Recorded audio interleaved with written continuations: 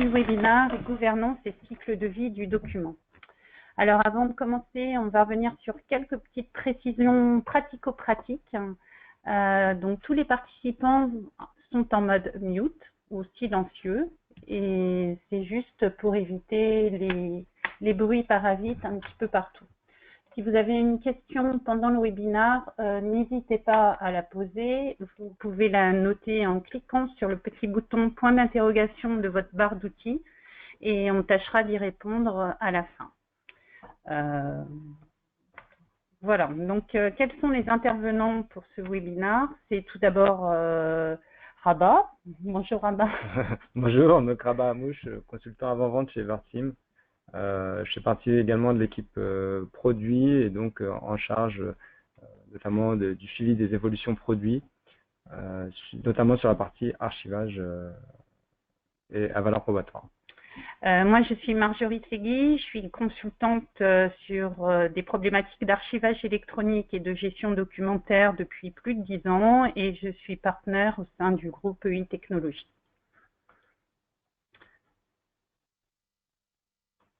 Eva, tu te présentes? La société.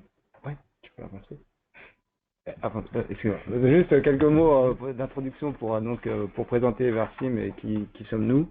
Donc Everteam, nous sommes un éditeur de logiciels dans la gestion de contenu depuis plus de 25 ans maintenant. Donc on a su effectivement développer une réelle expertise autour des sujets de gestion de contenu, donc gestion documentaire, mais également d'archivage, donc archivage de documents à valeur patrimoniale ou des documents dits sensibles ou engageants ou qui présentent, je dirais, un caractère à valeur probatoire. Donc nous sommes éditeurs français dont le siège est situé à Lyon avec une antenne à Paris et nous avons une présence également à l'international sur les 5 continents. Et nous proposons essentiellement des solutions innovantes autour de la gouvernance de l'information au sens large, puisqu'effectivement, on ne s'intéresse pas uniquement aux documents, mais bien à la donnée, à l'information qu'il contient et à la valeur qu'il peut avoir. Et nous intervenons aussi sur des sujets orientés big data. Effectivement, face à l'explosion des volumes de documents et de flux d'informations que nous recevons, les technologies sont adaptées de façon à répondre aux besoins de performance liés à ces volumes et également des performances sur les recherches liées aux usages des utilisateurs. Donc, un petit mot sur l'aspect international, donc effectivement avec une présence sur les différents continents, avec des entités locales et physiques présentes que ce soit en Amérique, en France, au Moyen-Orient, et avec des équipes également en Inde pour les parties développement et support. De manière transverse, nous avons aussi une entité Global Services qui opère toutes les intégrations et les mises en œuvre des solutions. Donc, vous pouvez voir en bas quelques références à l'international, également en France. Donc, vous pouvez constater qu'on sert différents secteurs d'activité, que ce soit le secteur bancaire, assurance, mais également immobilier, avec notamment une référence qui est Altera Cogedim, signée récemment, chez qui on a mis vraiment une solution complète de gestion de documents, gestion de contenu, donc en partant de l'anonymisation jusqu'à son archivage, et avec des outils de recherche analytique sur une technologie Big Data. Voilà pour la présentation brève d'Everteam, et je passe la main à EI. EI Technologies, c'est un groupe français indépendant de conseil et de services en système d'information. Donc, on a 2 marques en fait, EI Management pour toute la partie conseil et EI Technologies pour toute la partie intégration. On est premier intégrateur Salesforce et pour la partie, on verra après, employé digital, on est partenaire Everteam. Donc, EI sont 300 collaborateurs répartis sur Paris et on a une entité de développement au Liban. C'est 30 millions de chiffres d'affaires, 2 actionnaires principaux, dont la Caisse des dépôts. Alors, notre offre, c'est vraiment accompagner les entreprises dans leur transformation digitale. Pour ce faire, on a 3 axes principaux. On a toute la partie client digital avec l'intégration, où on intègre les solutions Salesforce. On le disait tout à l'heure, on est premier intégrateur Salesforce en France. On a la partie DSI digital avec la mise en place de DevOps, de gouvernance de l'information, de l'architecture ou sourcing accompagnement au sourcing d'expertise. Et puis la partie qui nous intéresse un peu plus aujourd'hui, c'est employé digital et Microsoft. Donc deux grandes familles derrière, toute la partie ECM, donc gestion électronique, dématérialisation, et la partie plus orientée Microsoft avec réseaux sociaux d'entreprise, déploiement d'Office 365 ou autres. Donc, on fait du conseil sur la partie ECM et quand on intègre des solutions très ECM, on a choisi d'intégrer les solutions Everteam. Juste 2-3 références en fait sur la partie employé digital. Donc, on peut citer IPK, Ministère de la Culture, Elior, Agence de l'eau, CEDIF, la Banque de France, Malakoff Médéric ou Moss. Donc là, on va revenir au cœur de notre sujet, à savoir la gouvernance de l'information. L'idée, c'était de vous rappeler les concepts clés en fait de l'archivage électronique, les concepts clés du cycle de vie du document et de la gouvernance justement de l'information, et de vous démontrer à travers ces concepts clés quelques fonctionnalités que propose la suite Ever. Donc l'agenda est assez simple en fait. On va parler d'abord de l'archive, redonner des définitions, rappeler les concepts et les normes qui nous permettent de réaliser notre activité. Et puis, on a choisi de zoomer sur 3 fonctionnalités qui doivent être portées par un système d'archivage électronique. Tout ce qui relève du changement de support, de la migration des formats, c'est des sujets qui sont très importants, notamment dans des migrations de SAE ou lors de l'injection de documents dans un système d'archivage électronique. On va parler du référentiel de conservation, qui est un des points forts de la solution Everteam. Donc, comment on met à jour, comment on intègre une nouvelle activité, comment finalement on va mieux gérer les documents d'activité de notre entreprise à travers cet outil. Enfin, on va parler de la journalisation. La journalisation, c'est un sujet qui fait un petit peu peur à tout le monde, qui paraît assez technique. Mais c'est dans les journaux qu'on va avoir la preuve, en fait, et c'est dans les journaux, c'est à travers tout ce qui va être tracé dans les journaux que le juge va pouvoir, in fine, valider la valeur réelle de notre document. Et on terminera par des questions-réponses. Voilà.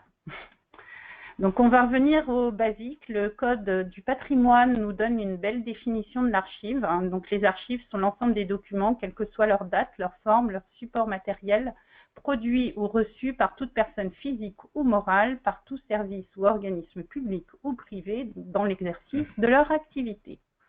Donc, ce qui est important de retenir de cette définition, c'est qu'une archive, ça peut être un vieux document poussiéreux tel qu'on l'imagine, mais c'est aussi finalement un document vivant, et dès lors qu'on commence à rédiger un document, c'est potentiellement une archive. Donc, il n'y a pas de date qui est liée à la notion d'archive. Ensuite, quelle que soit sa forme, c'est-à-dire que ce ne sont pas que des papiers en fait où on archive. Ça peut aussi être une vidéo, ça peut aussi être une photographie, ça peut être n'importe quoi qui, à un moment donné, va me permettre de réaliser mon activité. Et le support, jusqu'à quelque temps, on parlait d'archives papier, donc on imagine bien les centres d'archives dans les services d'archives départementaux, mais sont aussi toutes les archives électroniques. Donc, quel que soit le support, on va devoir gérer, uniformiser la gestion de toutes ces choses qui me permettent de réaliser mon activité. Alors, ça sert à quoi d'archiver? Donc, on a tout à l'heure évoqué le fait que ça pouvait me servir dans mon quotidien, dans mon travail. Donc, le premier élément, c'est besoin opérationnel dans le cadre d'une activité. Je suis un organisme de crédit, je monte un dossier de prêt, je vais demander à mon client de me fournir plein de documents qui vont me permettre de lui accorder ou pas ce prêt. Donc, on a besoin de ces documents pour gérer le dossier, finalement. J'archive aussi pour des obligations légales ou réglementaires. La loi nous impose de conserver tel document à titre de preuve pendant telle durée et surtout pas plus. On le verra peut-être après, en fait, parce qu'en France, on a des choses qui relèvent du droit à l'oubli ou de ce genre de choses. Donc, j'archive parce que je suis obligée de le faire, mais pour une durée que m'imposent les textes de loi. Et puis, j'archive enfin pour sauvegarder la mémoire. Alors, sauvegarder la mémoire, il y a deux grands axes. Si je suis un constructeur de bateaux, je vais vouloir conserver mes vieux plans de bateaux pour assurer la maintenance, mais aussi, ça fait partie de mon secret, de mon patrimoine, et ça a une valeur qui peut être beaucoup plus importante. C'est la richesse de mon entreprise. Donc, les enjeux de l'archivage, en fait, ils se situent en permanence autour de ces trois grandes thématiques. Autre élément important pour comprendre ce qu'est une archive, c'est le cycle de vie du document. Alors, c'est quoi le cycle de vie du document? On s'aperçoit que quand on produit un document, il a des étapes clés. Et à chacune de ces étapes clés, on va pouvoir adosser un système d'information plus ou moins intelligent. Ce qui est important dans un principe de gouvernance de l'information, c'est de déterminer tous les documents de notre entreprise et déterminer en fait pour chacun des documents de mon entreprise ces différentes étapes clés de manière à savoir ce que je produis, ce que je reçois, dans quel cadre je les produis, dans quel cadre je les reçois, et derrière de savoir comment est-ce que je vais les conserver et pour quelle durée. Donc si on reprend tout à plat pour chacun des documents, ce qu'on va devoir faire, c'est déterminer, quand c'est moi qui produis les documents, cette première étape d'élaboration du document. Donc ça relève d'un SI collaboratif. Je prends un modèle, je fais un brouillon, je fais une première version que je partage ou pas avec des collaborateurs sur lesquels ils vont pouvoir intervenir ou pas, réviser, etc. À un moment donné, je suis très content et je valide. Il va falloir que je fige ce moment de validation.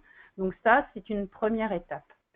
Sur cette étape de figeage du document, vont peut-être venir aussi d'autres documents qui sont issus de systèmes d'information externes ou qui ont été fournis par nos clients. On parlait tout à l'heure du dossier de prêt. Mon client qui m'envoie la photocopie de sa carte d'identité, je vais l'intégrer au dossier comme un document, copie de la carte d'identité. Donc, quand on gère du document figé, on gère du document dans un dossier, une gestion de dossier. Donc là, il passe à un statut d'archive courante. Et puis, à un moment, il se passe un événement, on clôture le dossier, il y a un décès, il y a la fin du contrat, ou quelque chose se passe. Donc, un autre événement qui va finalement clôturer le dossier. Je ne vais plus pouvoir rajouter des documents, mais je vais devoir le conserver pour des obligations légales et réglementaires pendant une certaine durée de vie. Donc, classiquement, de 5 ans à 120 ans. Et à la fin de cette durée de vie, c'est pareil. Un autre événement, fin de la durée légale de conservation. Je suis obligée de les éliminer pour des droits à l'oubli ou d'autres raisons CNIL diverses et variées, ou alors je vais devoir les conserver, a fortiori si je suis un organisme public, pour les verser en fait chez mon organisme de tutelle. Donc on voit bien qu'on a plusieurs systèmes d'information qui sont liés à toutes ces étapes du cycle de vie du document. Donc sur du collab ou sur de la gestion de dossier, finalement on va retrouver les logiciels de gestion électronique de documents, mais parfois aussi des ERP, des CRM qui peuvent être ou non couplés en fait avec un système d'information de GED. Et puis à partir du moment où on va commencer à vouloir tracer les choses, à vouloir voir ce qui se passe, on parle plutôt de record management, système d'archivage électronique. On a une autre famille d'outils qui va reposer pas tout à fait sur les mêmes fonctionnalités, sur les mêmes exigences que la simple gestion documentaire. Donc l'archivage électronique, en vérité, il y a eu un moment clé en fait dans l'histoire de l'archivage électronique, c'est la fameuse loi du 13 mars 2000 où finalement on a dit que l'écrit sous forme électronique était admis en preuve au même titre que l'écrit sur support papier. Donc ça a finalement révolutionné un peu le monde des systèmes d'information. Ça a permis par exemple à des sociétés comme Ever de déployer leur système d'archivage électronique. Donc ça y est, le document électronique a une vraie valeur, mais attention, pour que ce document électronique puisse avoir la même valeur qu'un document papier, finalement, il va devoir être contraint par exactement les mêmes exigences que notre document papier. À savoir, on doit identifier les personnes qui l'a produit et on doit conserver ce document dans des conditions de nature à en garantir l'intégrité. Donc derrière, il y a eu des conseils de normes qui se sont réunis pour définir toutes les exigences à mettre en œuvre de façon à bien garantir toutes les exigences qui étaient écrites de façon un peu verbeuse par le texte de loi. Donc on a 6 familles d'exigences, des exigences de traçabilité. Donc on va devoir enregistrer tout ce qui se passe autour de nos documents dès lors qu'on le reçoit dans notre système d'information jusqu'à la fin de son cycle de vie. Des problématiques d'intégrité et d'authenticité. Donc authentique, je dois prouver que le document est bien authentique, que la personne qui l'a bien signé est bien la personne, est bien la bonne. Et puis garantir l'intégrité, c'est-à-dire que quelles que soient les opérations qu'on va mettre en œuvre, eh bien il doit rester intègre pendant tout son cycle de vie. Des exigences d'intelligibilité, le problème des documents électroniques, c'est que les vieux documents Word, vous avez du mal à les relire et à revoir la forme. Donc on ne sait pas dans quelle mesure finalement on va pouvoir restituer le contenu de notre document à travers les ans. Donc il y a des formats qui assurent cette pérennité en fait et cette intelligibilité à travers les ans. Et on va voir tout à l'heure avec Rabat comment on fait pour convertir au bon moment dans le bon format et permettre finalement de suivre tous ces changements de format à travers les ans. Et puis des exigences de sécurité. Donc à chaque fois qu'on va le verser, on va le sceller, le signer et puis régulièrement contrôler l'empreinte et tracer tous les événements qui ont eu lieu de façon à garantir que personne ne peut le modifier pendant son cycle de vie.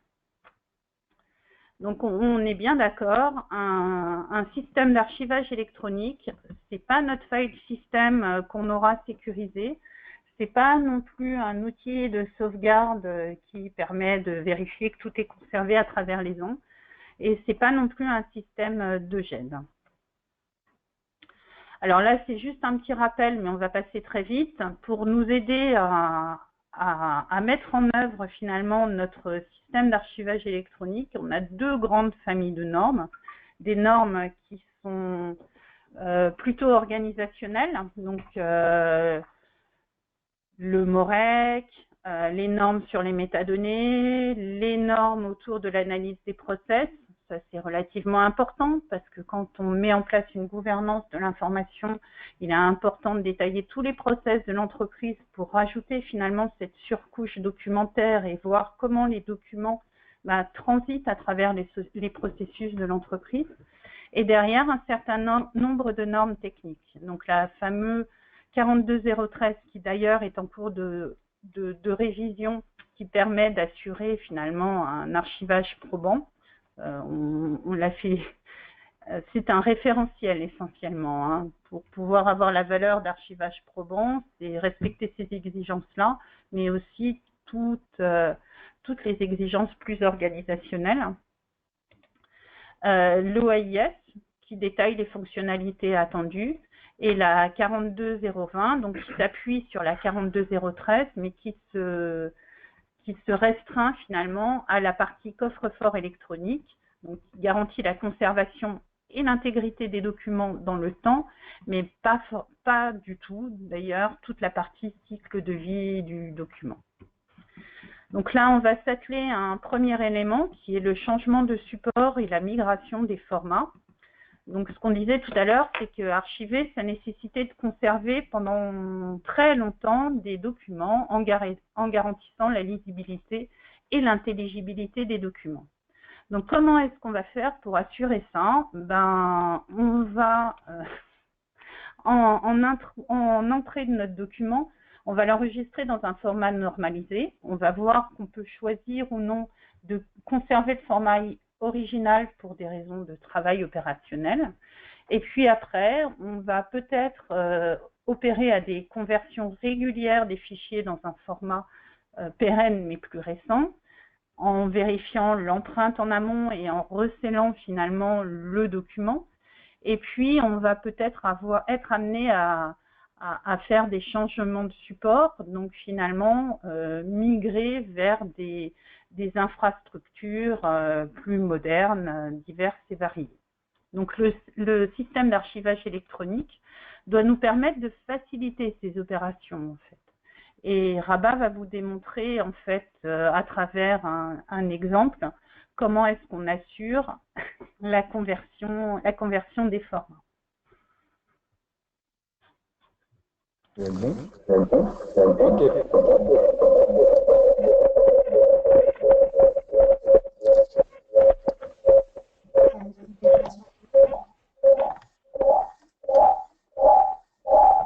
Excusez-nous, on a un petit souci de son.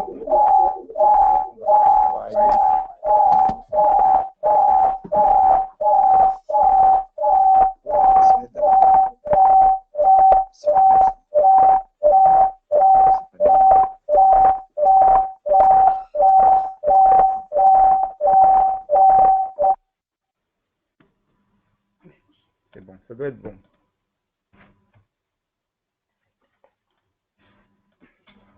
Ok, j'y vais. Ouf, c'est sacré sonnette d'alarme.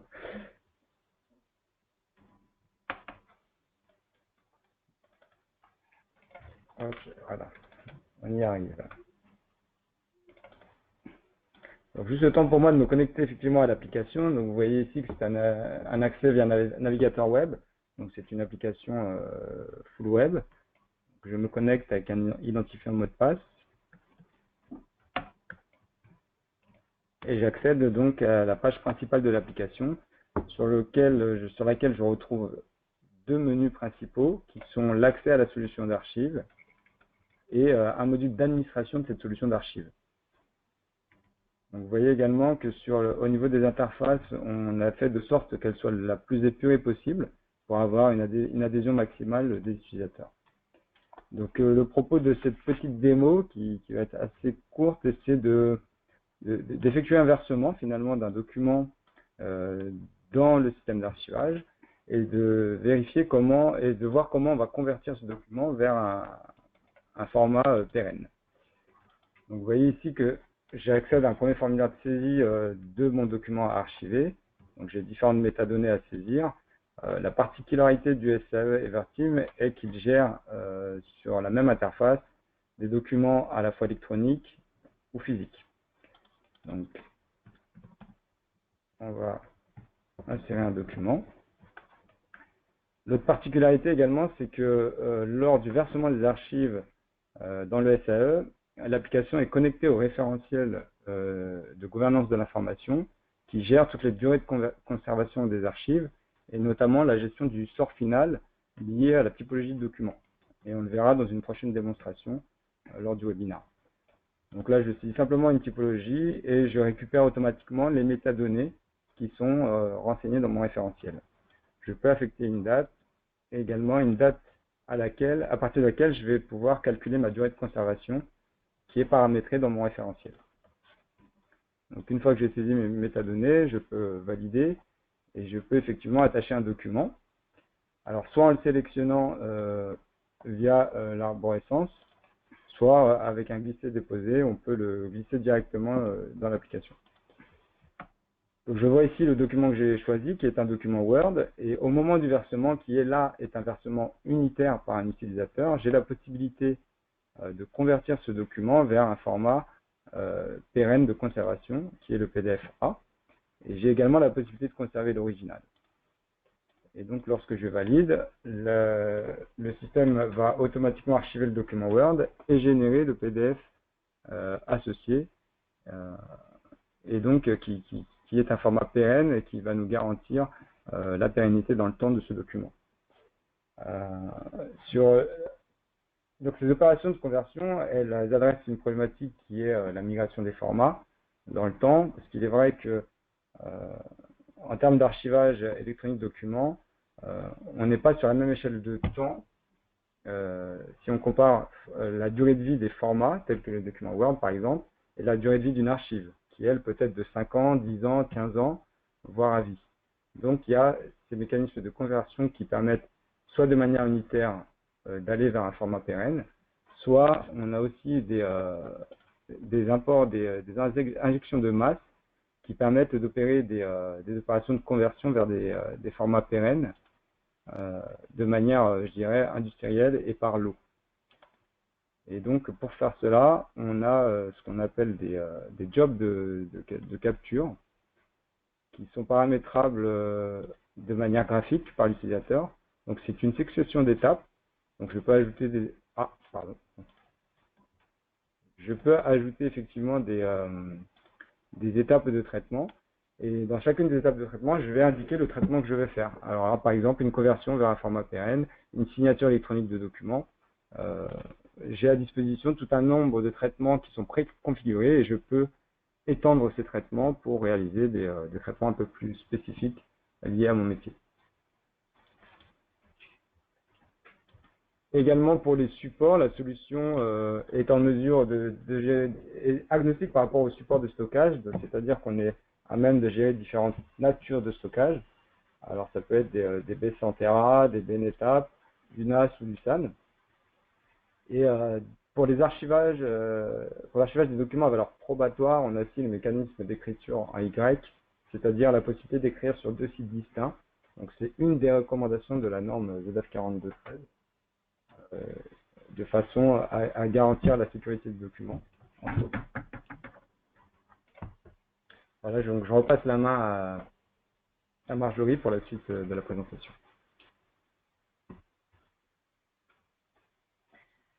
Alors, l'un des outils de gouvernance de l'information, c'est ce que Rabat évoquait tout à l'heure, c'est le référentiel de conservation. Alors, une fois qu'on a fait le travail en fait d'analyse des processus de l'entreprise, on va lister l'ensemble des documents qui ont été émis ou reçus dans le cadre de ces processus. On va y annoter les durées de conservation de ces documents. Donc, il peut s'agir de durée légale. Et puis derrière, qu'on peut, au niveau d'une direction juridique, choisir d'augmenter ou de diminuer en fonction de la nature du risque qui sera derrière porté, parce que ça peut coûter très cher de conserver des documents pendant très très longtemps. Et puis on adjoindra enfin le sort final à durée de conservation échue. Alors, je disais tout à l'heure qu'on pouvait choisir de restreindre ou d'augmenter la durée de conservation en fonction de la nature du risque. Un exemple, c'est qu'une facture, la conservation d'une facture, c'est 10 ans. Donc, une entreprise peut le savoir, mais choisir que toutes les petites factures, elle ne les conservera que 6 ans. C'est la durée minimale pour le fisc, en fait. Et que des factures plus importantes seront conservées beaucoup plus que 10 ans parce que derrière, il y a un risque de contentieux. Donc, ce qui est important de savoir, c'est qu'en termes de gouvernance de l'information, il y a une vraie analyse et un vrai arbitrage sur la mesure du risque, en fait, qu'on va donner à chacun de nos documents. Et derrière cette mesure du risque aussi, on va pouvoir choisir de sécuriser plus ou moins en fait les documents. Parce que c'est pareil, mettre en place l'archivage à valeur probatoire, ça peut être très très coûteux pour de simples copies. Donc on va jongler en fait avec des classes de documents plus ou moins critiques pour l'entreprise, auxquelles on va associer des règles de stockage, de sécurisation plus ou moins critiques, des baies de stockage plus ou moins importantes, plus ou moins critiques, et tout le nerf de la guerre, c'est notre petit outil référentiel de conservation. Donc l'avantage de l'outil Ever, et on va le voir, c'est qu'il permet de disposer de plusieurs règles pour un même processus métier. Et ça, c'est important, notamment pour des multinationales qui ont des filiales. Donc on va pouvoir faire hériter de toutes les règles de conservation de la maison mère à chacune des filiales et ensuite spécifier en fonction de la nature de la filiale des règles un peu plus fines. Rabat va vous faire une petite démonstration sur le référentiel de conservation.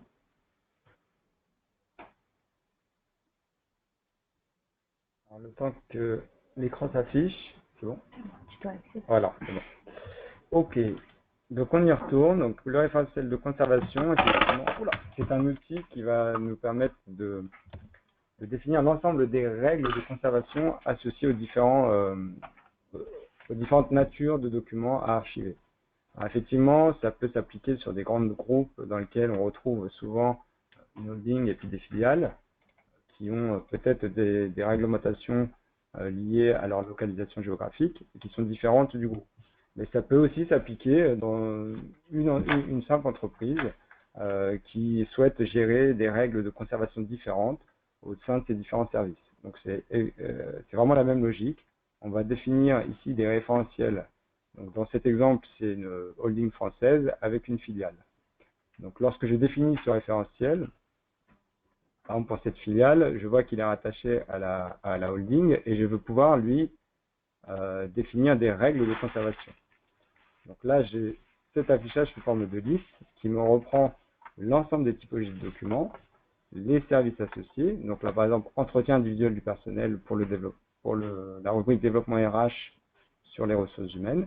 Et j'ai comme ça la liste de toutes les typologies de documents et règles associées à ces typologies pour le service concerné.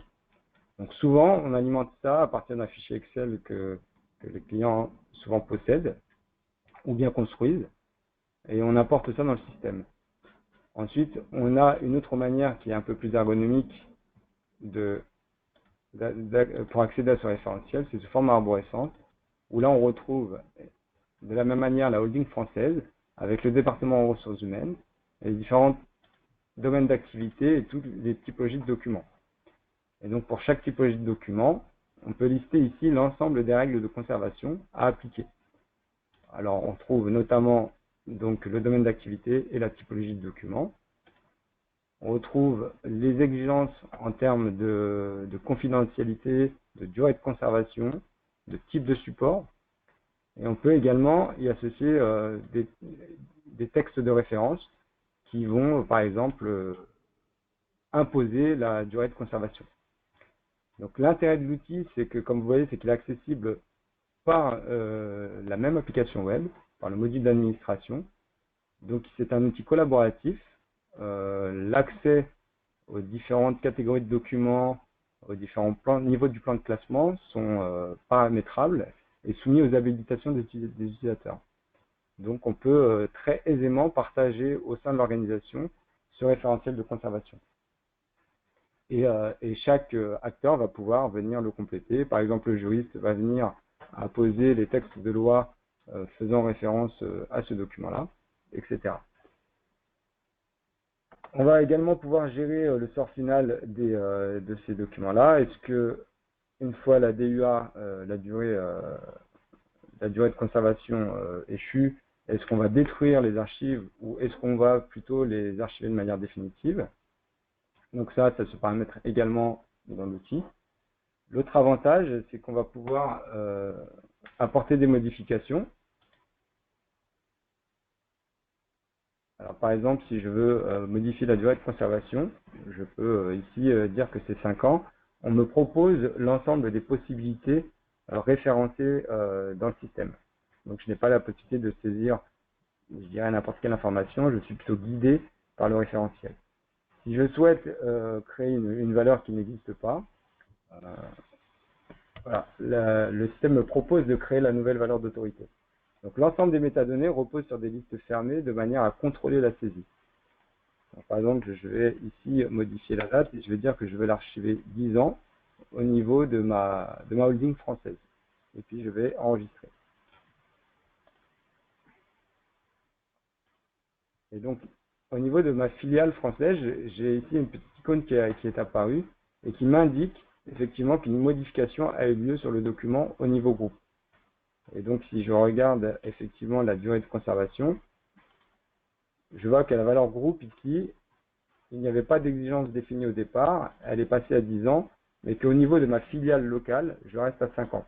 Donc, on est à même de gérer des durées de conservation différentes au sein d'une même organisation. L'ensemble de ces modifications sont tracées, ça c'est une chose importante également, de manière à conserver l'historique des modifications dans le temps, puisqu'on est sur un archivage effectivement à plus ou moins long terme. Et du coup, il est important de conserver des évolutions aussi bien réglementaires que sur les différentes règles de conservation que l'on a définies ici. Donc voilà pour la présentation du référentiel de conservation des archives. Et donc, je repasse la main à Marjorie pour la suite. Alors maintenant, on va être au cœur du SAE, les journaux. Donc pour répondre aux exigences de traçabilité, d'intégrité, d'intelligibilité, de sécurité, le système d'archivage électronique, il doit produire des journaux. Donc en d'autres termes, il doit raconter la vie de chacun des documents. Donc c'est le journal du cycle de vie de l'archive.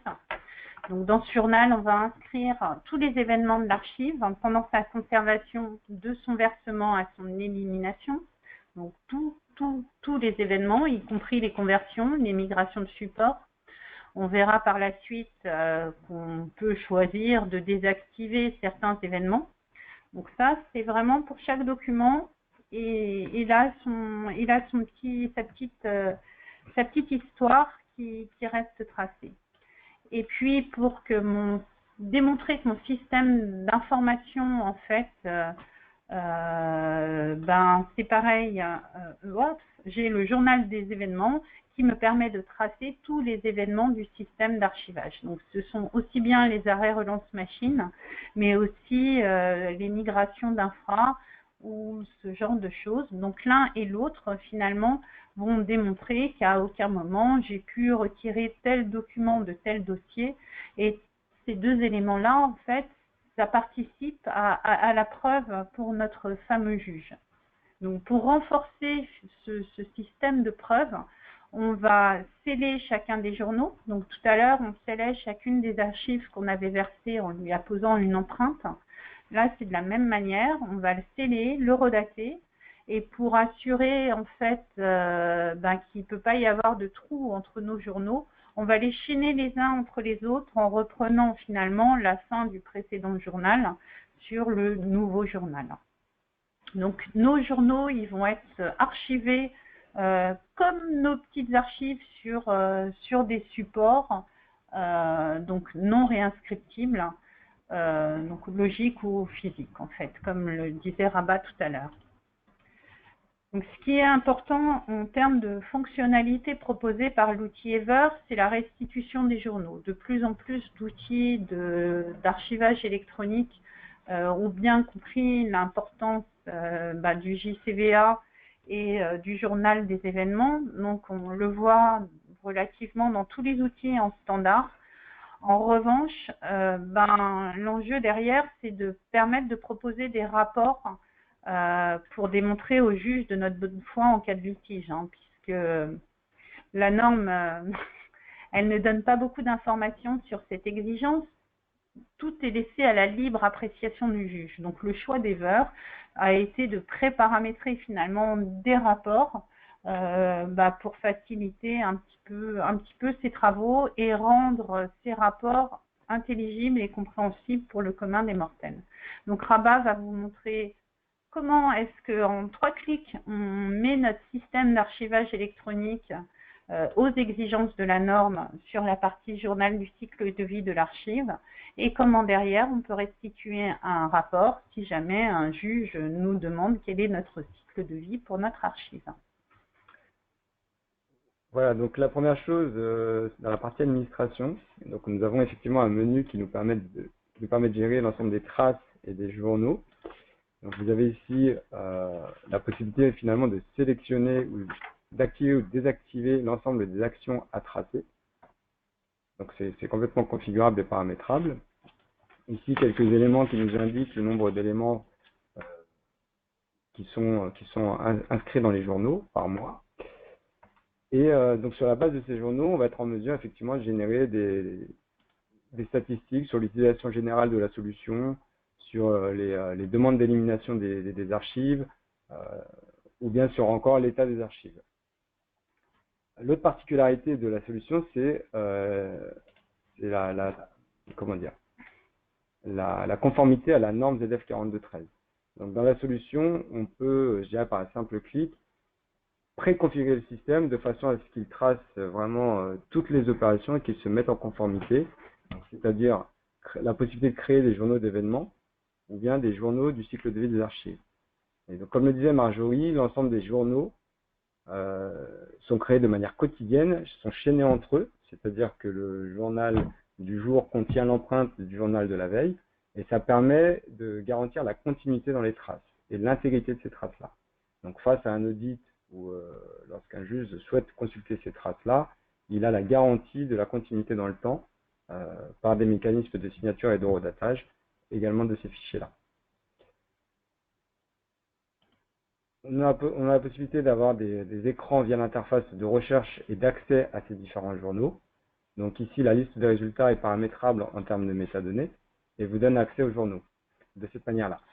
On a une autre façon d'accéder aux journaux de façon à garantir l'intégrité d'un document, et notamment dans le cas d'un litige. Pardon.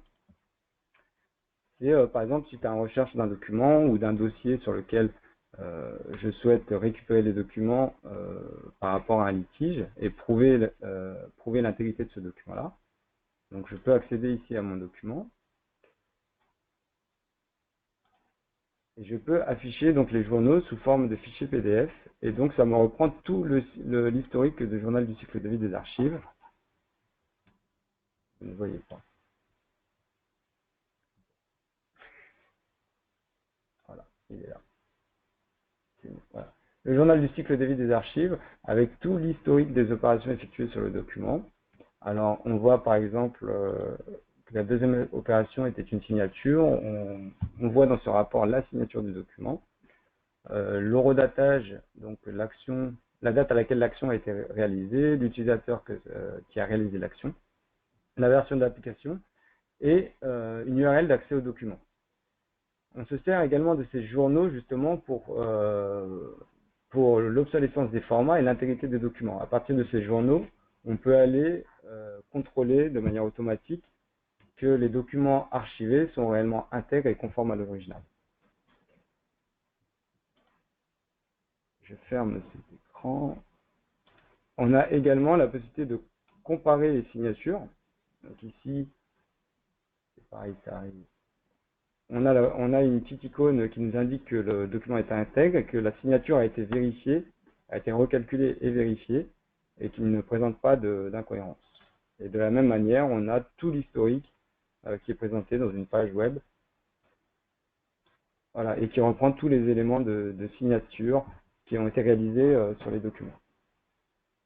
Donc en cas d'audit, on est en mesure aussi d'exporter l'ensemble des documents, fichiers de métadonnées associés, empreintes, signatures, dans un fichier zip, je dirais, que l'on va lui-même signer de façon à garantir l'intégrité et pour opposer face à un litige. Donc, on va faire le petit package pour notre juge. Exactement. Avec tous On va ces faire documents. ce petit package et on va lui délivrer donc sur un support à définir.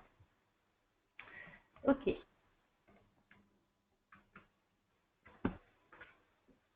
Donc, on a tâché en fait de zoomer sur 3 fonctionnalités clés.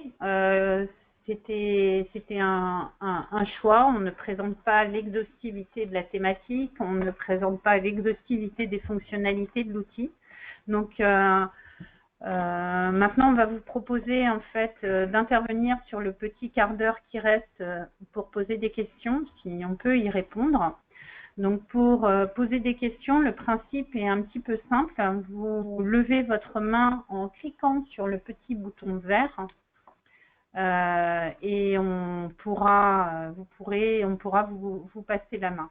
Vous pouvez taper aussi directement votre question dans le point d'interrogation et rentrer vos questions dans le champ texte situé en bas. Ouais. Alors, il y a une question. Il y a une question. Bonjour, vous parlez d'intégrité des documents. Un document électronique est-il suffisant ou doit-on apporter le document papier? Alors, un document électronique est-il suffisant?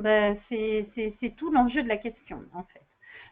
Mon premier document, on va juger de la valeur de mon document électronique, de la valeur de mon PDF, en fonction, ce qu'il va falloir maîtriser, c'est qui me l'a transmis, par quel canal, comment il me l'a transcrit, et à partir du moment où je vais le verser dans mon système d'archivage électronique, je vais devoir mettre en place toutes les exigences qui vont bien. Derrière, on a aussi la notion de copie fidèle et durable. Donc, la réglementation, elle avance un petit peu sur ce sujet-là. C'est à peu près la même question que la photocopie. Est-ce qu'elle a la même valeur que l'original? Donc, et l'enjeu, il se situe bien là. Ce qui est important vraiment de définir, c'est d'où ça vient, comment j'ai reçu, quelle est la garantie de ce que je peux prêter à la personne ou au système d'information qui l'a émise et comment derrière je vais tracer ces infos-là. Et donc, effectivement, pour compléter, s'il y a une nouvelle norme qui va sortir très prochainement, qui est la NF, la 026, pardon, la 026, qui concerne essentiellement la partie numérisation et les recommandations et les exigences à apporter pour assurer une copie fiable du document. Et donc, copie fiable à la fois sur sa forme et dans son contenu. Et donc ça, c'est pour la partie, je dirais, dématérialisation, numérisation et pour la partie papier. Et ensuite, il y a son stockage qui, lui, répond aux normes, je dirais, ZF4213 principalement. Et donc la possibilité de faire certifier également son SAE NF461, donc, qui est fourni par la FNOR et qui certifie que votre système SAE répond aux normes en vigueur concernant l'intégrité, la sécurité et la conservation de documents. Donc il faut bien différencier la partie numérisation et la partie stockage. Un document numérique peut suffire à lui-même à condition qu'il ait été, que le document papier ait été numérisé dans des conditions à garantir. Voilà. On est pareil hein, comme sur du document, enfin comme sur de l'archivage électronique, on est pareil sur des notions de traçabilité. Donc là, ce sont des processus beaucoup plus organisationnels, même en mode production industrielle. Donc on va devoir mettre des petits outils, je ne sais pas, un eurodatage, au scan ou ce genre de choses, pour garantir qu'à aucun moment j'ai pu subtiliser en fait la copie électronique par une autre copie électronique. Donc ce sont des principes à la fois organisationnels et techniques. J'espère avoir répondu à la question. Pas d'autres questions pour le moment.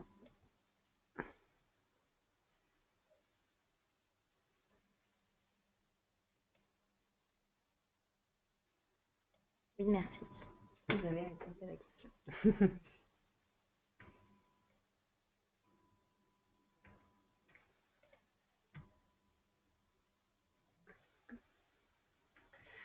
Bon, bah, merci à tous de votre participation. On va couper. On espère que ce webinaire aura répondu à un certain nombre de questions que vous pouviez avoir. Et on va vous souhaiter une bonne journée. Merci à vous. Bonne journée. Bonne journée. Le document sera-t-il transmis? Oui, il sera transmis dès demain.